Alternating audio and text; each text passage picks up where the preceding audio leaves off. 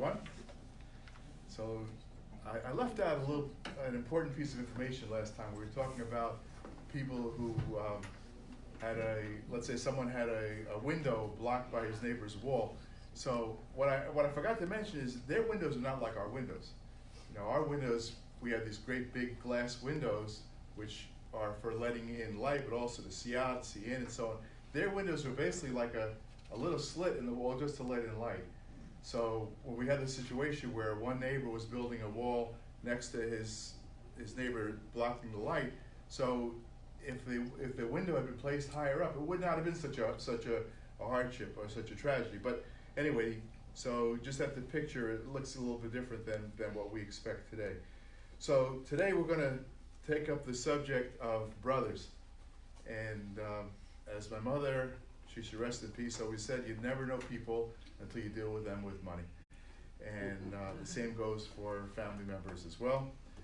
And if you take a look at your flag, the Gemara begins, Hanu Beit Trei Achi, there were two brothers, the Palgu Bahade Hadadi, that divided the estate of their father. Okay, the father passed away, and he left an estate. And the estate there was a large piece of real estate. So Chad Matya Aspelita, one of them inherited.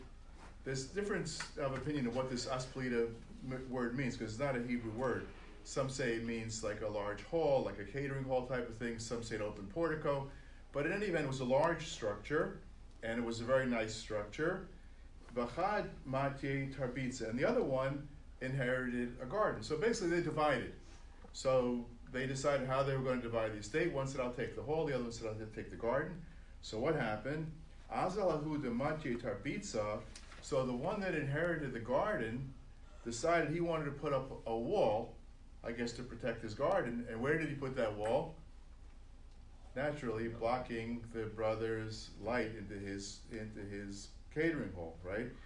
So he wanted to put Kabani Ashita Apuma Despelita. So right at the opening of this portico or hall or whatever it was, the brother with the garden decided to put up a wall. So now, Amarle Kama Aflas Alai. So now the brother who had the large room or portico, this asplita, whatever it is, said, "You made it dark for me. I was, after all, if I'm going to be catering weddings there, we need to have a lot of light, and you've made it dark." Amarle, so the brother who built the wall said, "B'didi kabanyana, I built it on my own property. So we divided the property. You took what you took, I took what I took, and I built the wall on my property." Amar Rav Chana, b'din kamarle. So Rav Chana said, truth of the matter is, he has the right. It's his wall. We're going to explore this question a little bit more. But basic rule is, he built it on his property. And what we're going to discover is that the way that the brothers divided the estate determines whether this wall could be built or not. Because if they just basically said, I'll take this part, you take that part, so then maybe he could build the wall. But if they actually evaluated what each one's property was worth, and they made a real cheshbon, now the brother that is interfering with the other one can be taken to task. So Amalei Ravina la Ravashi. So Ravina says to Ravashi, Maishna mehadasanya. How is this case of the two brothers? How is it different from what we learned in a brisa? Because Shnei Achin shecholku, two brothers who divided an estate. Echad mehinatol sadeh kerem. One of them took a vineyard, right, growing grapes. V'echad mehen natal stei lavan. The other one took a white field, which means a field growing wheat, right? Because wheat is more or less white color. So one of them took a grape vineyard. The other one took this wheat field. Yeshel abala kerem arba amos b'stei lavan. So the brother who took the vineyard has the right of way to work his vineyard, and he can do that up to 4 amos within the wheat field. Sha'al manas kein chalku, because in that case, that's when they divided it. It was understood that the brother would be able to work his vineyard. So they divided with that understanding. So in that case, why then does the brother who has the hall not have the right to his light? How can the brother with the garden build a wall and block the light, right? If you're going to see these two similar cases of brothers who divide an estate.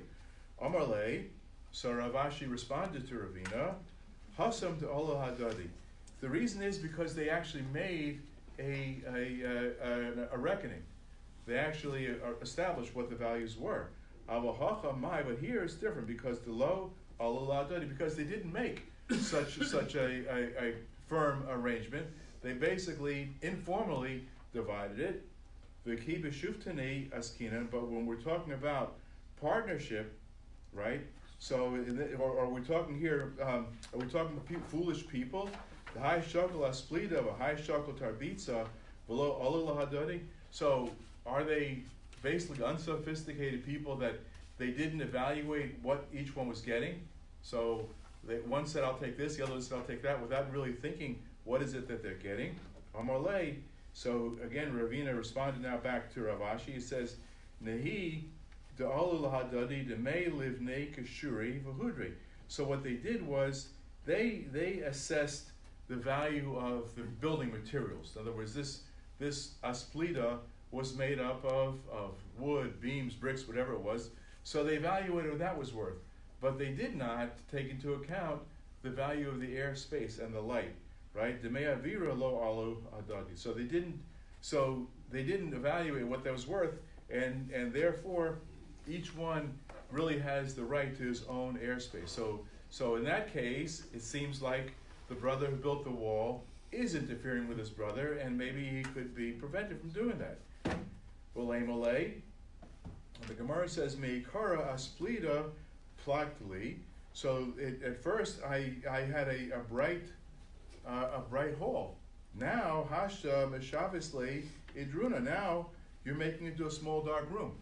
In other words, it was open. Let's say it was an open portico with a lot of light coming in there, and you could have events taking place in that space. And so now it's not worth it anymore because people don't want to come to something like that. Amar Rav Shimi Barashi. So Rav Shimi Barashi said, "Shema ba'alma poligle."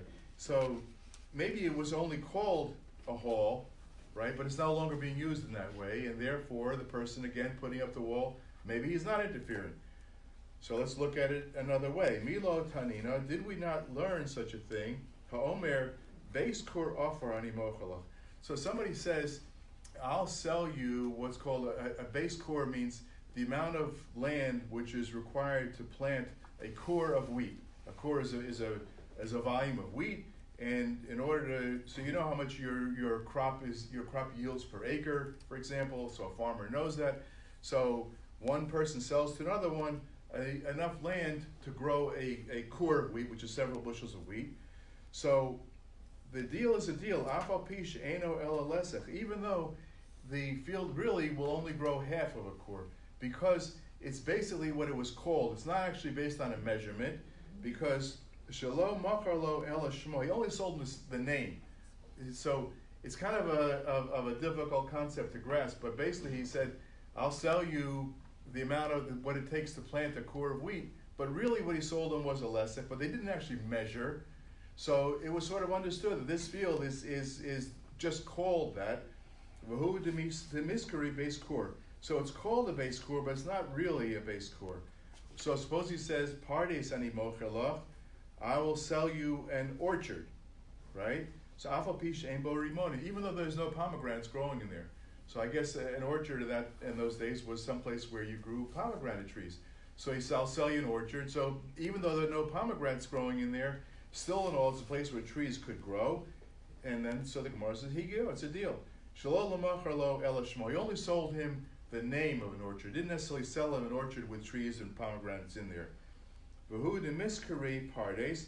So it's called an orchard, or we said kerem ani mochalach. I'm selling you a vineyard. Afal pish ein bo kafanu. Even though there are no grapevines in there, so he's selling in the place where you could make a grapevine, a vineyard.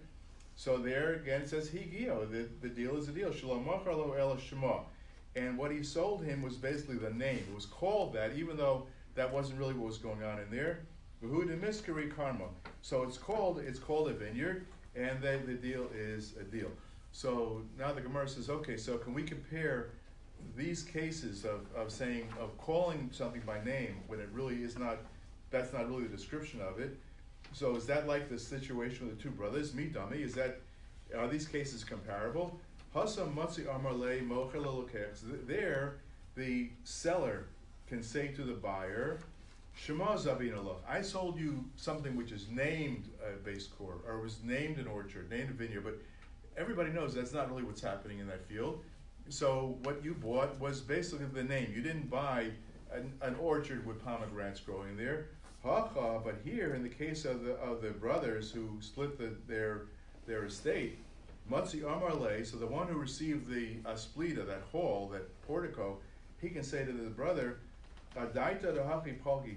He said, I took that portion, it was when we divided the estate, I took what I took because the Arnia Bay Ki Hechi Dor of Hassan. So he's saying that I assumed that we were going to continue to use the property the way our father did. So when our father had this portico, he used it as a place to hold events or whatever he used it for. And so when we divided it, I just assumed that was the way we were going to be doing it. We're going to continue to operate that way. And therefore, you don't have the right to block my light because you prevented me from using it the way that our father did. Amar Le. So the brother can respond back to him. He says, Mi Yanuka Amar Kashisha. So these two people, Mar Yanuka and Mar Kashisha, who were Berei de Rav Chisda. So Yanuka means young one, Kashisha means older one. I guess two brothers, one younger, one older, right? They were the sons of Rav Chisda. So they said to Rav Ashi, Nardoi l'tamayu. So basically he's saying that this kind of ruling is a regional ruling, like the rabbis of Narda. Am I? Just flip over. I think we're going to be on Zion and Base 7b. Just flip. We started in 7a. We're on 7b now. Yes. Oh. Sorry. Okay. So, yeah, I should have said that at the beginning. Yeah, right. We're studying Masechta Bava Batra. We're in the first chapter, first parak. We're on Daf Zion, the page 7. We're on 7b right now. So continuing with the situation with the two brothers. So these two, Mar Yanuka and Bar Kashisha, the sons of Rechista, said, this must be a regional understanding. Now, Hadaw, you hold this way because Amar Rav Nachman, Amar Shmuel. So because Rav Nachman said in the name of Shmuel, Ha'achin shechalku ein lehen lo derech zel zeh. Oh, here's another situation. Suppose you have two brothers who are dividing the estate of the father, and the father had several fields. And now the brothers divide the fields, so the fields, the access to the two fields could be blocked by the brother's field, right? If you imagine that one brother has a field here and the other one has it here, so the brother that's here has to get through his brother's field in order to get to his property. So they actually don't receive automatically the right of way to cross over their brother's property. So they have to negotiate some sort of arrangement with each other. It's not understood that this right of way is granted automatically because the father didn't need it, because it was all his. So if you use the same logic of the brother saying, I want to use this asplita, this portico, the way our father did, and the brother with the garden has to take the wall down or something. So the same logic is that the father did not require an easement because it was all his. So now when they divide it, the brothers have to deal with that issue. So v'lo chalono zeh zeh. And now getting back to our window case, same thing with the windows, because the brothers don't have the right to block each other's windows because the father had the window. V'lo sulomo zeh zeh. Or even to have windows, or even have ladders facing each other. Below amas hamayim zel zeh. And even if there was water draining the property, they had canals that were draining the properties. So neither brother is required to provide a canal or a channel to drain his brother's field. But v'hizahu bahen shahalachos kavuos hein. And because these are established halachas. This is the law. This is not a just a joke. It's a serious thing. So Rava Amar Yesh Lahem, but Rava says no. He says that there must be they do have all these rights, because after all, when you divide a property, how are you going to be able to work that field if you don't have an easement, don't have a right to go across? So Rava says no. Even though the father's operation was different because he owned everything, still in all, when these brothers now they become separate owners, so each one has to respect the rights of the other. So now here's another one. Ha'ushtara de Yasmi de Novik Ale Tavra. So you had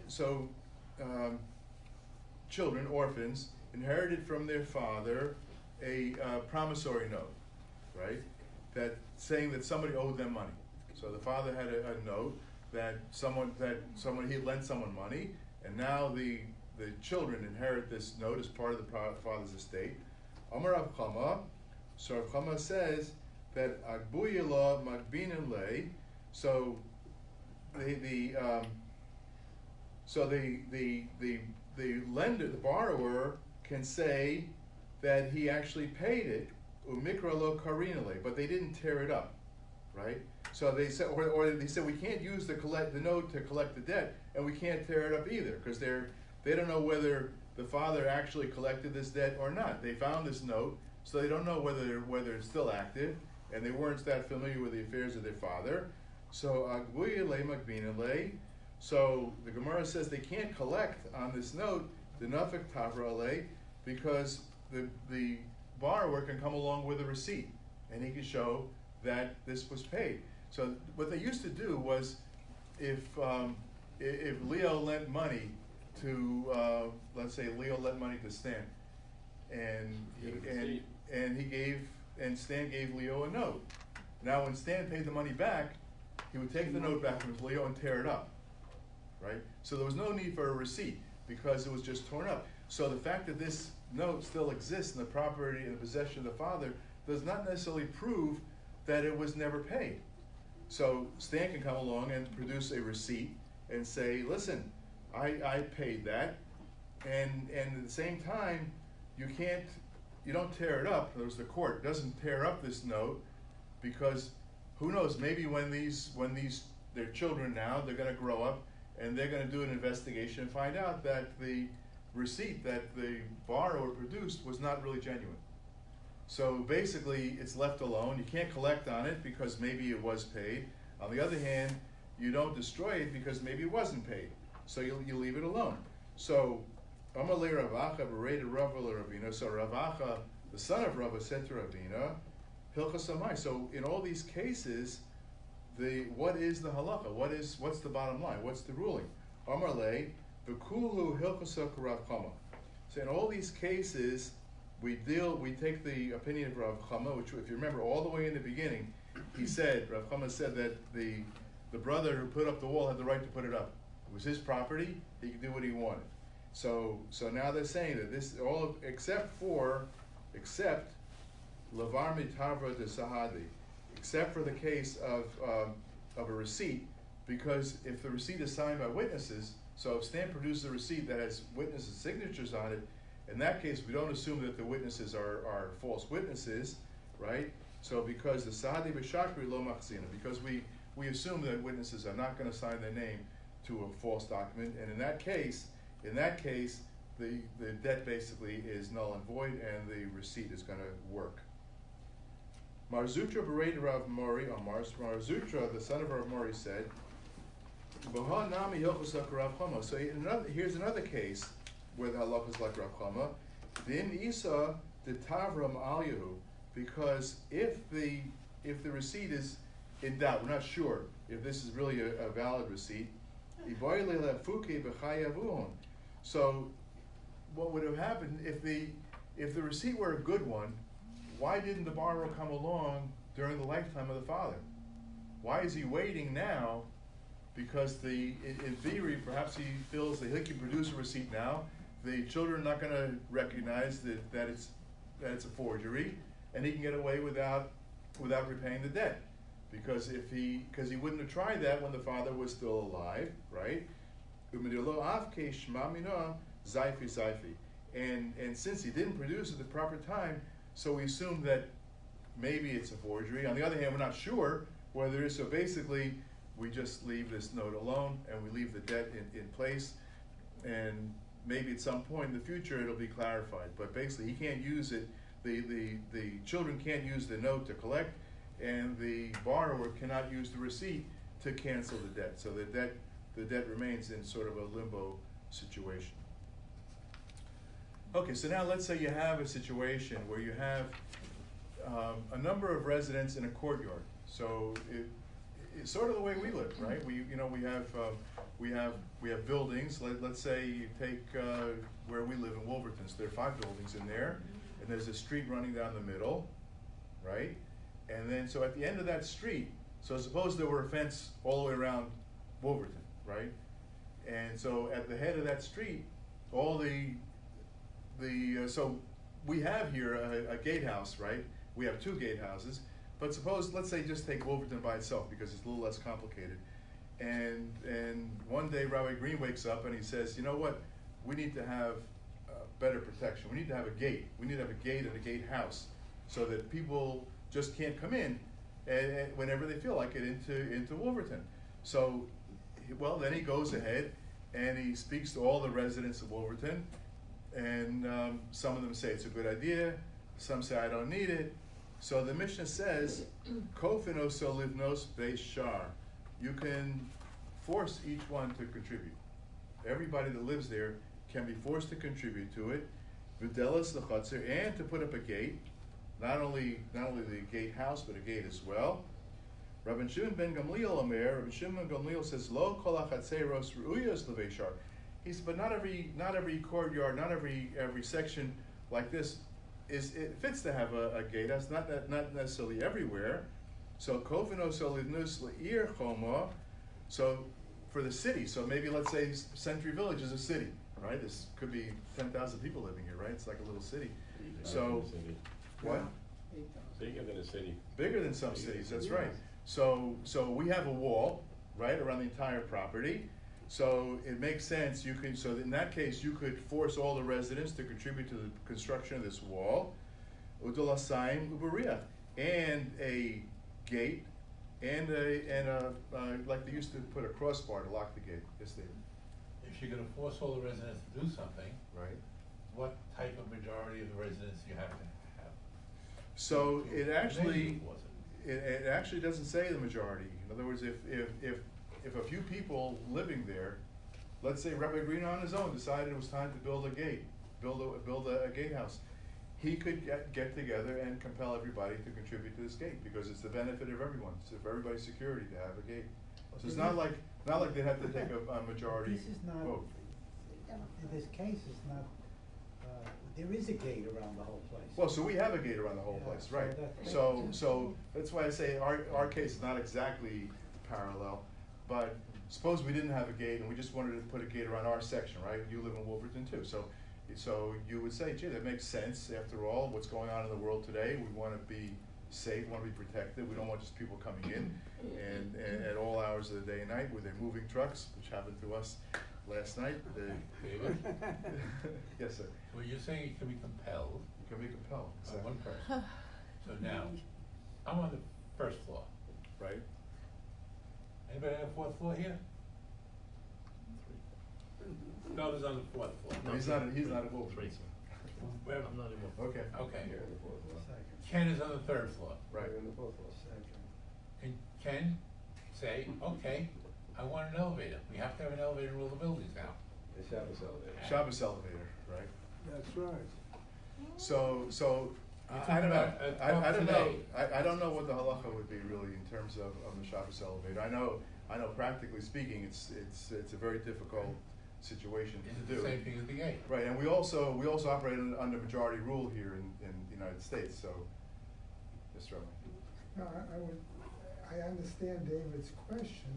I would think though that, remember the Gemara's Mishnah is talking about a situation of security, whereas you're dealing with an issue perhaps of safety. And the halacha might make a distinction between those two concepts. Oh, weird. Safety, Convenience. for someone who bought on the 4th floor or the 3rd floor 8 years ago, 10 years ago, when it wasn't a problem They before. didn't think And of now today it becomes a problem. Could be. It could be. I don't know the answer to your question. It's a good point, and it's very, very possible that if you went to Sen West with the Gemara, that they or you went to the Wilton Association with the Gemara, you know, maybe that would work. I don't know. Yes, Karen. We heard an interesting Question contemporary brought up.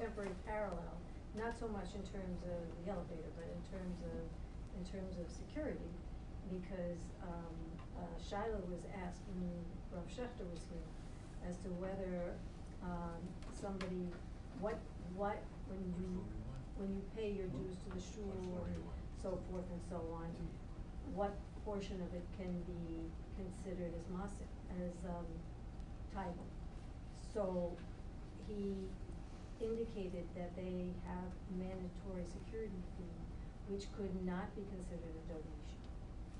Interesting. So I think it relates directly to this. So how would that relate to compelling somebody to contribute to it? Oh, it's mandatory. In other words, It's mandatory. So that's also, if you consider shul dues to be mandatory, or is our shul dues donation? Well, he said that counts as a donation. He felt that shul dues you could count towards your maser obligation, towards tithing. Interesting, but not the mandatory security fee. Yes. How does one enforce these fees? Pardon? How does one enforce? Oh, enforcing, that's another story. So basically, all these halachas are going to come into play in a time when there are Jewish courts and Jewish law is observed, and so then the courts can observe it. Today, you know, we're living in a sort of in a different situation.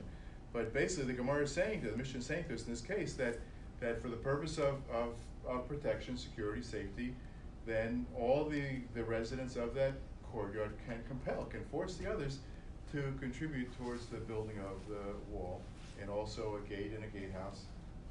Why should you look disturbed? Yeah, I just want to He know. is, that's a different story. No, I mean, No, it bothers me by the fact that, does this only apply to security? Only? as opposed to what else? What else? Anything. That was the example. Because this is a statement that if someone wants something, everyone else must go along with it.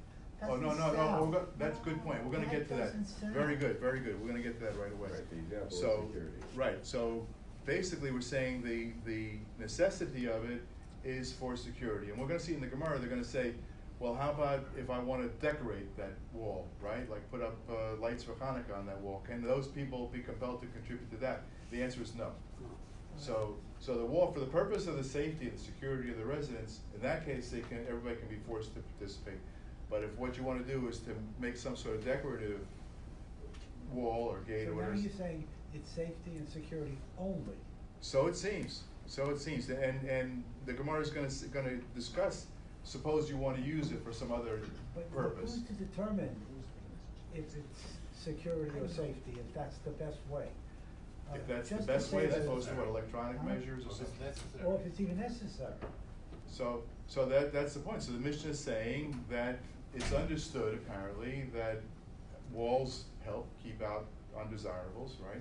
And a gatehouse with a guard helps to do that, right? I had a big thing last night with my mover. The mover truck arrived at, he got in line at about 2 minutes to 7, and there's a car in front of him, and the driver of the car was having a hard time finding his ID. So the guard didn't open the gate right away. By the time my truck got to the gate, it was 5 after 7, and the rule is you can't have deliveries after 7 p.m. And here's the moving truck, which left New Jersey on the 1st of December. I'm telling you my sad story. But the moving truck left the 1st of December, and now it's the 17th of December, and it's finally here, and he can't come in. So I went over to the guardhouse, and we got the building director involved, the supervisor, everything else, and we have the furniture was moved in last night. But then it was 9 o'clock. But well, it took about a half hour to solve the whole problem. But anyway, so I don't know why I'm talking about this, but maybe because it was on my mind. It was Okay. traumatic. So, no, I was ready to sit in at the gatehouse. And for extra security around Wolverton, we need our own gate. Right, Your if own we needed, gatehouse. that's exactly right. So if we felt we needed our own So gate, if I decide we need our own gate around Wolverton, Right. our own gatehouse, And Right. you build it. then I can compel everyone else like mice to contribute. Absolutely. well, it could be, I mean, Yeah. He wouldn't give any money. could be if other residents were causing problems. Or you, You know, if other residents of Century Village were stealing our Amazon packages off the front porch. And those Yarmouth people, those Anthony people, you gotta Right, be careful so, with them. exactly right. So it basically, what the Mishnah is saying is that if it is for the safety and the security, you can be required. So, but Rabbi Shimon ben Gamliel Omer, lo kol ha'ayaros ru'yos l'choma. Not every wall, not every city requires a wall. So, now to get back to your point, I guess if Rabbi Green wanted to have a wall built around Wolverton, he'd need to kind of prove it. He'd need to come with some facts, bring the data, statistics, showing that wall is required. And if he can make a case, then we have to go ahead and contribute to it. Make your case to who? To the Well, so I guess the residents? to the court, because who's going to compel a person other than the court? So now, here's a good one, which is a big issue in our shul right now. Somebody moves in, right? Somebody sat down next to me in shul this morning who happened to know, I know this person from 40 years ago when we lived in the same part of New Jersey, and he's here renting for 3 months. So I didn't dare ask him, are you joining the shul? You know, because he's only renting for 3 months, he's trying it out. But truthfully, the policy of the shul is, if you're here more than a month, you need to join. If you're here a month or less, you can join as an associate, you pay a little less, but basically, you're expected to join the shul. So here the Mishnah says, Kama Yehe Ba'ir, V'Yehe Kancha Yir. How long does a person have to reside in a city that he'll be considered a resident? And if you're a resident, it means that you contribute like everyone else. So how long do you have to live there? So he says, Shnei Masar Chodesh, 12 months. Okay, so according to the Mishnah, I could not ask my seatmate, my neighbor this morning, to join the shul, because he came last night, so.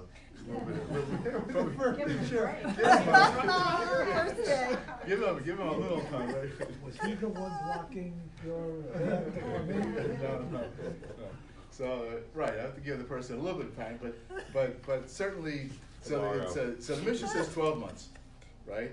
So, Kanaba based deer, however, if he's a buyer, not a renter, if he purchased it, Harehu Kanchi Ayir Miyad. If he's an owner, so we have renters and we have owners here, right? So if a person is an owner, he's a base year, he's a bent year immediately. He's like a resident as soon as he closes. Okay. If he's a renter, we give him a little time, and we certainly give him more than the 1 day that I didn't ask him. I resisted, but I will ask him soon. Okay. So on to the Gemara. So Lememra de Veishar Ma'al Yasahi. So are you saying that it's beneficial to have a gatehouse? Right? We're going to force people to contribute to this structure. Is it something that is necessary or even beneficial? V'hahu chasida tava rogel Eliyahu tahava mishtai bahade. So there was a certain individual who was frequently visited by Eliyahu Hanavi. I don't know what that really means, but anyway, it says that he was frequently visited by him. But Avad Beishar, once he built a gatehouse around his property, Besula Mishtoy Bahade, and Eliyahu stopped coming. Couldn't get in. So maybe he couldn't get in, he didn't have his pink ID card. He was insulted. What? Maybe he was insulted. Maybe he was insulted. Right, maybe Eliyahu was insulted. So up until now, I've been able to come and go as I please. Now you put up a gatehouse, and I've got to have a barcode on the back of my chariot or whatever he came in. So Eliyahu was, I guess, maybe he was insulted, like Minda said. So lo kasha, the Gemara says, not a kasha, it's not a question. Ha migavai, ha mibrai. So the difference is that when the gatehouse was built on the inside, in that case, Eliyahu would have come. But when the gatehouse was built on the outside, So in other words, if it's on the inside, so at least, let's say it's raining outside, or there's bad weather, and this poor person wants to get shelter. So if your gatehouse is inside, so at least he can come in and warm up. But if it's outside, he can't even get into the wall. So in that case, Eliyahu would not show up to your property. So maybe you're going to say that in each case, the gatehouse is built outside the gate, right? So in our situation, the gatehouse is inside the gate, right? The gate is like out on Lyons Road, and then there's a little driveway, and then the gatehouse. So our gatehouse here is inside. So Hod Islay Delis, but that's not a problem because there's a door. There's a door so that the poor people who want to get in can be heard. They can knock on the door, right? Hod Leslay Delis, but in a case where there is no door, where there's no way that the person can actually get into that gatehouse from inside, or Iboy is saying, but you might say, Hava Hod Islay Delis, it has a door, below Kasha Hod Islay Posachas. But even though there is a door, there's no way to unlock that, to open that door. So, or a case where there's no lock. So even though there's a gatehouse, so the poor can still come in and get shelter. Hod Leslay Posachas, so there's no key. Iboy Yisema Hava Hod Islay Posachas. In both cases, there's no key, below Kasha. Hod Demotachas Dide Megavai Hod Posachas Dide Mabroi. So one case is that the lock or the key is on the inside, so that the poor people can't reach to get in. So maybe there's a handle that you have to sort of reach in to get it. And the other one, it's on the outside, so they can manage to open the door and get in and shelter themselves from the rain. So now we're going to get into the issue of forcing people, right? And this is the one that has some of you a little bit upset. So the Gemara says, Kofin oso, livnos beis shar, videlis lechotzer. So our Mishnah says that the residents of this courtyard can force the others to participate in the expense of building this gatehouse and the door for it. So Tanya, so we learn in a brisa, Rabbi Shimon ben Gamliel Omer, Rabbi Shimon ben Gamliel says, Lo kol chatzeros ruyos lebeis shar. All cities or all chatzeros, it's all courtyards, do not necessarily require a gate. Ela chatzer hasmucha l'rishus harabim, but a courtyard which is near the street. So in our case, we have Lyons Road. It's a pretty fast-moving road. So we need that gate out there, right? Because the traffic moves pretty fast out there, and all kinds of people are going by all the time. So it's not, Rishus Harabim, the technical definition is one where 600,000 people pass in a day, but that doesn't happen here. But still, it's still a pretty busy road. And in that case, since our property is right next to that road, so we need a gate. We need a gate over here. Whereas Wolverton probably doesn't, because there's not a lot of traffic on New England Boulevard, right? So, except when we want to ride our bike across, that's when the traffic appears. But so Ela Chatzer Smucha LaRush Harabim Ru'uya LeVeishar, V'She'ena Smucha LaRush Harabim Eina Ru'uya LeVeishar. So if it's not close to a busy street, it's not really required for Rabbanan. So Rabbi Shimon Gamliel stated his opinion, but the Rabbanan seem to have a different attitude. The rabbis seem to disagree with him, and they zimnin is didachake b'nei Rishus Harabim v'aylu v'asu, because sometimes that the people who are traveling in the public street are kind of forced towards the inner property, and they come in there, and that's why in those cases you would be required to build that gatehouse. Okay, and we'll get to the issue of this compulsion when we come back from Israel in 2 weeks. And we wish everybody a happy Hanukkah and a happy 2020.